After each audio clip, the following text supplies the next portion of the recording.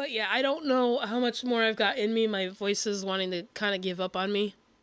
So we'll see. I'm at least not, I mean, I am coughing, but it's still not nearly as bad as it was last time. Let's see. But yeah, why don't we watch this? Because I feel like this was related to the clean sweep that was the Game Awards for Clair Obscur. I have not played this game, so hopefully there's no spoilers to this game. I don't know if I will get to this game. I feel like I got too many other games to try and play. But we'll see, we'll see. Anyways, 3, 2, 1, boop.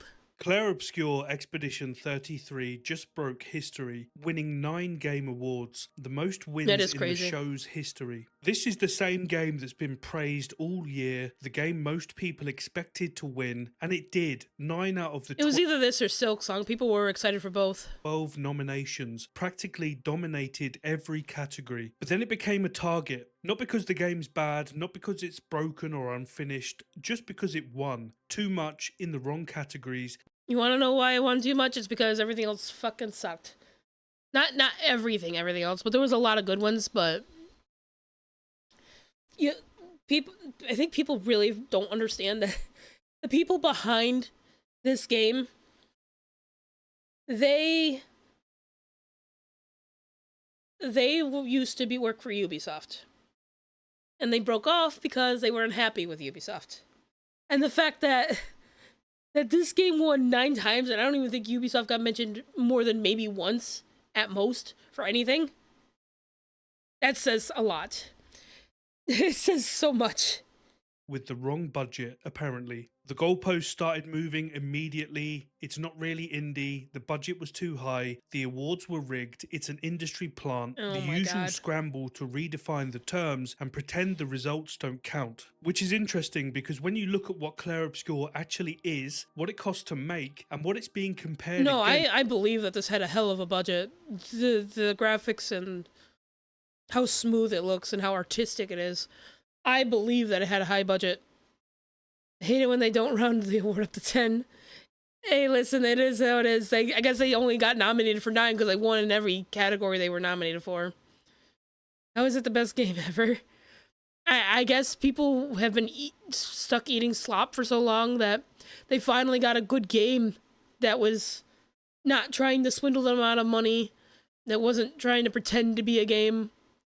They got a half-decent game, and people praised it for being that. I think this is gamers' way of sending a message to the rest of the industry. That if you can't be like Clair Obscur, we don't want you. It was a great game, but yeah, it was also a bit frustrating that it won like every category. It's fair, but you know what? You're gonna have stuff like that. Maybe next year won't be so, like, one-sided. Who said there isn't a lack of talent, just an excessive corporate oversight? Oh, excessive corporate reach, too. Once you remove that, you suddenly see beautiful things. Music will rock for ages. Silksong 2 have very whimsical soundtrack. Yeah, I've heard quite a few songs from it, too, and that sounds pretty good. We went on a wild tangent, didn't we? Sorry about that. Anyways, let me roll this back a little bit. There was so many references to politics at the time, social commentary. Yeah, I bet. Weird movie.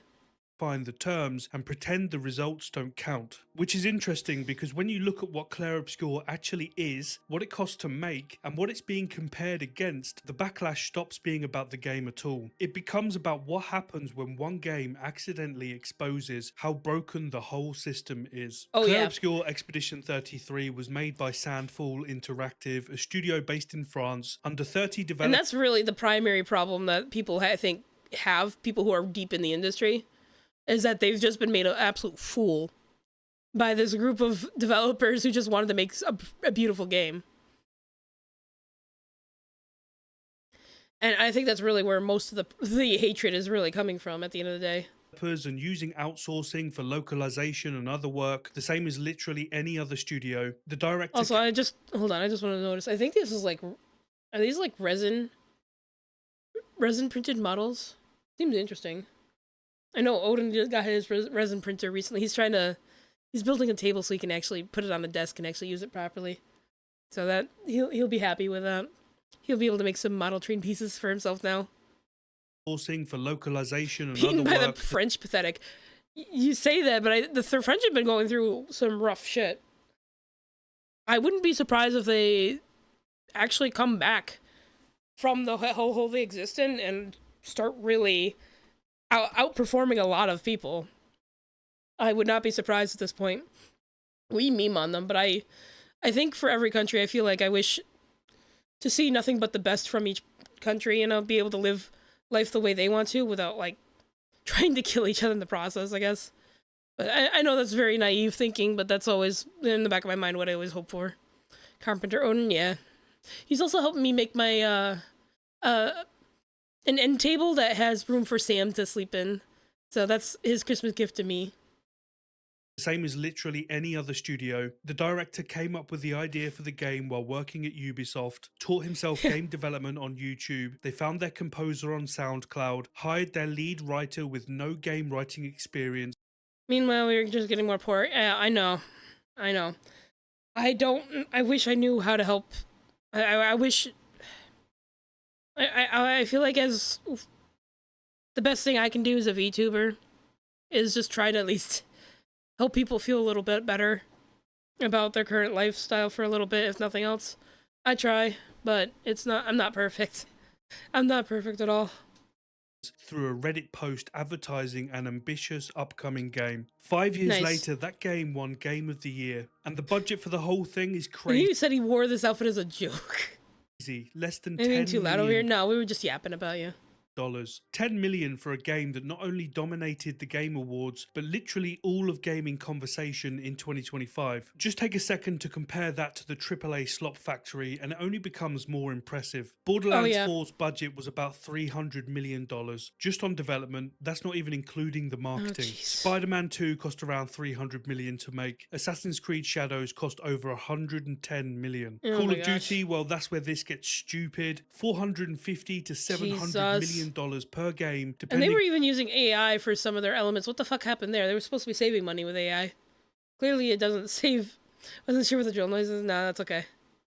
You are a great entertainer. I'm doing my best. Push the reset button on humanity. I think humanity is going to do a good job of doing that themselves. On which game and whether you count the marketing or not. So a game that cost $10 million versus hundreds of millions, you could literally make almost 33 Expedition 33s for the cost of one Spider-Man 2, which raises a pretty straightforward question: what are those extra hundreds of millions of dollars actually buying? Because it's certainly not a high level of quality. You'd think that this would be celebrated in a world drowning in live service garbage and microtransaction riddled slop. Here's the actual proof that there's a better way, that small teams with a reasonable budget, a finished game, can create a massive success. But when you eliminate the bureaucracy in a lot of these places, you start seeing some actual work. And that's really what it boils down to. There's too much bureaucracy. Too many middlemen telling you how you have to do your job. Trying to justify their own existence in the process. They're shutting down studios when a game sells poorly? Yeah, really. For a lot of people, this just made Clair Obscur the enemy. So let's dismantle those lies and show why this is really happening. I've seen a lot of noise saying it's not really an indie game, and by every definition that matters, it is. I got into a little spat with the developer, one of I don't know if he's the only one, developer for Project Zomboid. I don't have a problem with the game. I think his game is fine, but I think his take is a little stiff on the definition of indie. Because indie, the whole point of indie is that you are independent from the industry. But he's trying to go by some weird credit card description that nobody's going to ever go fucking look up. Saying, oh, it only counts for your first game. And I'm like, what? People don't fucking describe AI or indie like that at all. What are you talking about? I don't know why I said AI. I don't know. My brain's everywhere. Look at you, COD, yeah. No microtransactions is peak, Jesus. But yeah, I think there's a lot of companies that are pocketing a lot of this money. Like, everything's inflated so that they can pocket for the money for themselves and overwork everybody in the process, just while also not wanting to hire people. It's just like this whole mess, hierarchy of mess. I think next year's gonna be a reckoning, because like with that one video I reacted to, like, what was it, a couple weeks ago now, with the new COPPA regulations coming in, is gonna really it's going to really upset the landscape. And when I talked about it with Odin, he was saying, wouldn't that also affect Microsoft? I'm like, oh shit. The amount of biometrics that they take from people too is insane. Everything burns. We'll see, but I think a lot more is probably going to burn than people want. But it's going to be messy before the end, guys. Nobody cares about the popular stuff most of the time. Yeah. Kaba? No. C-O-O-P, or C-O-P-P-A. It's one of those government 5-letter industry groups. YouTube got smacked upside the head by them like a few years ago for the Elsagate shit. And mostly they're very much a like their whole like existence is for like protecting the kids online sort of shit.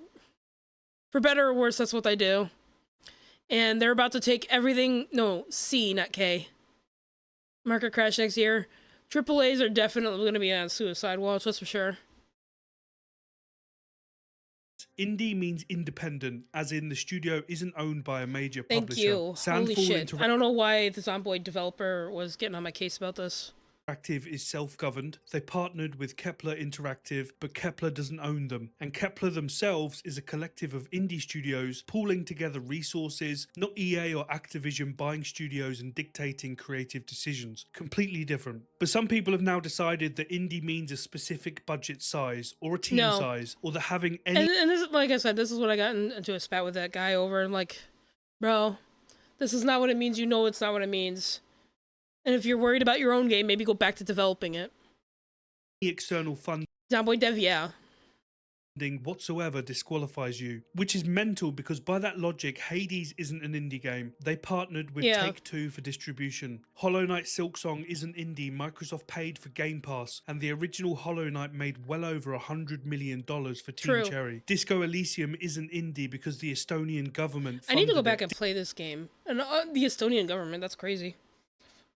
Dispatch isn't indie because Critical Role funded it. These are pathetic little lines being drawn after the fact to exclude something that just succeeded too much. Then there's the budget argument. Bullshit. $10 million is too much for an indie game. Compared to what? Hades. I've always had 3 categories that games fell into. Corporate games, which are obviously games that are made by corporate.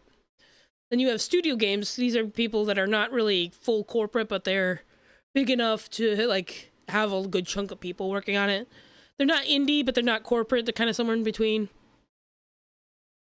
Trying to think. I guess you could say technically No Man's Sky is in that position right now. Their studio game. And then you have actual indie games where it's small team and that and you know, and they're completely on their own. He's estimated to have cost around $10 to $15 million. Hellblade: Senua's Sacrifice cost around $10 million and was explicitly marketed as an indie AA game. I don't actually know. I don't think I've heard of Hellblade. I don't remember anybody kicking off about that. Baldur's Gate 3 cost over $100 million.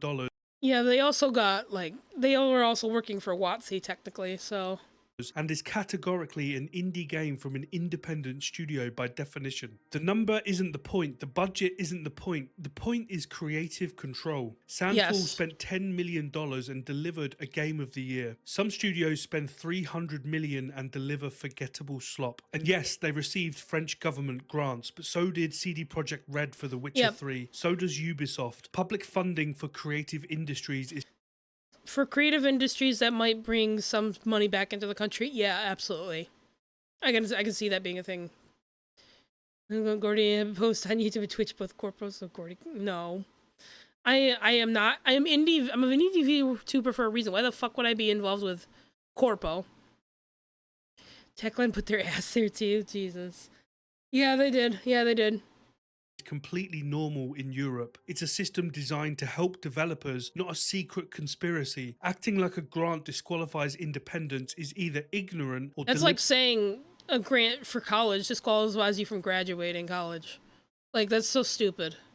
deliberately dishonest. Some call the game overrated, which is convenient when you can't argue with an overwhelmingly positive review score on Steam, the 9 awards, or the over 5 million copies sold. Overrated just means I don't like this and I'm mad that other people do. So here's what this is actually Basically, about. yeah. Everyone loves an underdog story, right up until the underdog actually wins. Then it becomes a problem. Then we need to find reasons why it doesn't actually count, why the rules need changing, why this specific success is somehow illegitimate. Because if a 30-person team with less than $10 million can win Game of the Year, if they can outclass and outsell studios with 30 times the budget and 20 times the developers, then what does it say about everything else? That's the question you should be asking. What Clair Obscur truly proves beyond any doubt is that AAA studios are out of excuses. For years we've been told that modern game development requires hundreds of developers, years of delay, and budgets that rival blockbuster films. That certain levels of quality, certain scopes, certain innovations are only possible with massive investments. That if you want a AAA experience you need AAA money. And Sandfall just proved that's all a lie. They made a Game of the Year for less than 10 million with under 30 people. Less than 10 million. Okay, I actually missed what it cost them. That is an insane low amount. Though that is still quite the budget at the same time, because, you know, the amount of people they probably had to get on board, the amount of time and effort, all the bills they had to pay during that time too. Good point. Granted, college students should pay another fee to graduate. Oh my gosh. Give me good painkiller, you metafaxes. A bunch of assholes took our taxes to make absolute garbage that we're OG skin. Oh. Rip. People just hate winners and need to get good. Sorry, I didn't mean to highlight your comment there, Grumpkey. 5 years, no scandals, But you're right. no Twitter. But you're right, Arska. People do need to just get good. That is unironically. Meltdowns, no delays. They just made the game they wanted to make, told the story they wanted to tell, sold it for less than a AAA release, and it became a masterpiece. And that makes a lot of people uncomfortable, especially for those whose entire game library consists exclusively of games involving either balls or guns. Even the CEO of Jagex said it clearly: you can use a tenth of the AAA $400 million budget and still get not so different results if you do it right. We've seen that from Clair Obscur and a bunch of others. The AAA model is... Wait, hold on, I want to read this again. Use a tenth of the AAA budget and still get not so different results if you do it right. Yeah, obviously. I don't know if... I'm gonna be honest, I guess the CEO, if he's been around since the beginning, I guess he would know.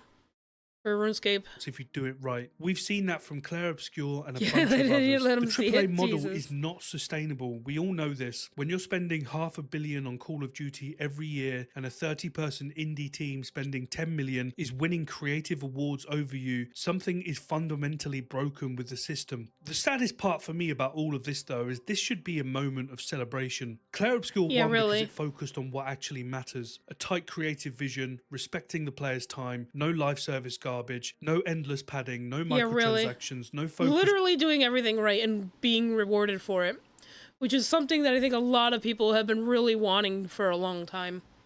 Is the clock of minutes hits? I think it is. It does that sometimes.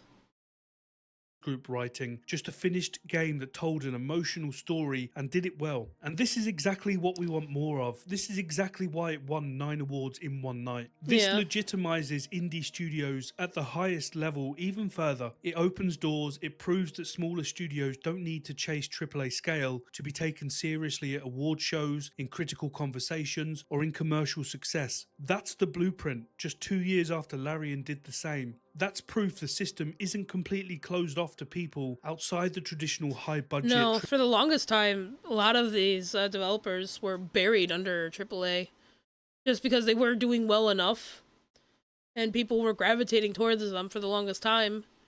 But now that's crumbling and talent is rising up. It's really inspiring to see, honestly, and I hope this trend continues, because boy, do we need... We need to bring some life into some of these creative industries, my god. But I believe that Witcher needed that much help money as The Witcher in my place if they stopped. We didn't go out with a slop. Yeah, I don't know. After extensive research, we found out we don't need instant teleportation to travel, damn. My favorite game, Outer Wilds, seems to have a budget of around 1 million. A truly remarkable game does not need infinite amounts of money pumped into it, yeah. Also, I'm still getting used to the overlay. Sorry about that, guys. Corporal Slop is dying. Yeah, it's definitely gonna die hard next year, I think. I kinda hate that the players do 99 damage per hit, and the health bar is barely moving. I hate two tanky enemies. True. True. AAA pipeline. More developers are going to look at this and realize they don't need publisher interference or bloated budgets to make something great. It's truly inspirational. So congratulations to Sandfall. It's my personal game of the year. Credit where it's due though. Kingdom Come Deliverance 2 should have picked up something as well, but that's the nature of a year like this. I feel like they kind of shot themselves in the foot with the story they chose for by taking away what I thought was Henry's love story in the first game and turning it into a gay romance. I think that was a mistake. I think people are burnt out from stories like that, whether you like that sort of thing or not. It's not my problem. It's not my problem. It's not my like business either. Like, you can like what you like, but I think a lot of people as a whole are just, there's been a lot of that in the last 10 years now, and people are just, they want different stories. We're tired of them. I was really tired of the funny Genshin numbers. It was the problem with the game Nyla asked yesterday. With Hollow Knight? I know I was kind of lurking. I wasn't really paying attention, though.